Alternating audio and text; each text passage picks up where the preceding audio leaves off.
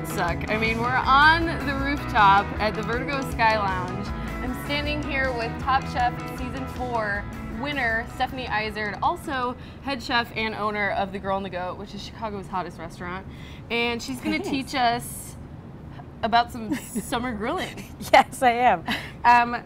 First off, I would just want to, it is Saturday, it's a beautiful morning, but I want to say today is our 1-year anniversary at Girl and the Goat. Oh, is it really? And I see everybody out there is having a cocktail and celebrating because they all knew about this, but I don't have a cocktail.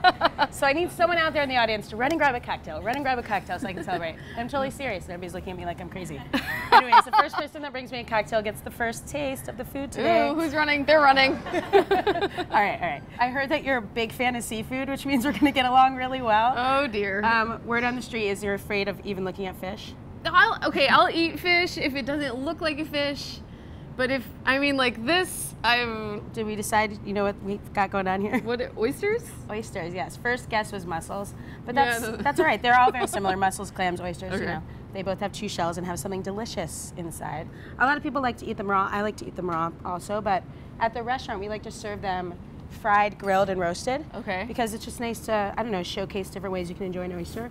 So we're gonna go ahead and put these on the grill. And then we're gonna make a little aioli on top. You know what? Ooh, I love aioli. That's do? like something with mayonnaise, It right? is. I don't even know what the technical, I think technically it's supposed to be something with mayonnaise and roasted garlic and I don't know, it's something you learn back in culinary school when you pay too much money to learn about cooking. But I don't really remember, that was like 10 years ago or so. So, oh, 2 cocktails. Do you want one or am I just gonna be the lush of the morning? Oh, yes. I looked at my producer, I'm like, I can? Yay! Cheers! The base of making a mayonnaise is egg yolks. Okay. I don't know if have you ever made your own mayonnaise? No. All right, so what we're gonna do is crack an egg. We're just gonna get the whites out first. Okay. This is separating an egg. I've done that. All right, so now we're gonna get a little bit of Dijon mustard. What the Dijon mustard's gonna do is help it hold together when you're making a mayonnaise. You said you just watched my season of Top Chef the other day. Did you see that one where we make the mayonnaise in the little contest or whatever? That was the most exciting. I always want to win the Olympics. I'm very competitive. So we got to do that and have the race. We got to the end. I jumped up and down like I had just won a gold medal. I didn't notice because I made a mayonnaise really quickly. You kind of do a little jig on the show a couple of times. That's a lot. I noticed. I was actually, some guy I was dating at the time had this weird penguin dance that he would do or something, and I started doing it. He's like, you stole my dance for television. Whatever. It worked. We're not dating anymore. We won't tell anyone. Yeah. Vinegar? Right. Yeah, we're gonna put a little bit of vinegar in there. This is sherry vinegar. Okay. So you can make a mayonnaise without vinegar in it, but we're doing it, we want it to have a little bit more flavor. So we're gonna put that in. Let's see if we can figure out how to use this high-tech machinery. Let's go with stir. That's a good starting point. Hey, yeah, there you go. Cool. And then we're just gonna drizzle in a little bit of oil. Okay. Back up as though this is going to attack you. It'll be okay. You just wanna start adding it really slowly. Okay. And then you can hear it start to get a little thicker and thicker. How much do you put in? I don't know, just until it stops, until it gets really thick. So that should be enough. Maybe that was like a cup for 2 egg yolks. And then we're gonna add in some horseradish, which is totally my fave. Yeah, and horseradish and oysters is really classic. I think it's good to be making nice and spicy, so.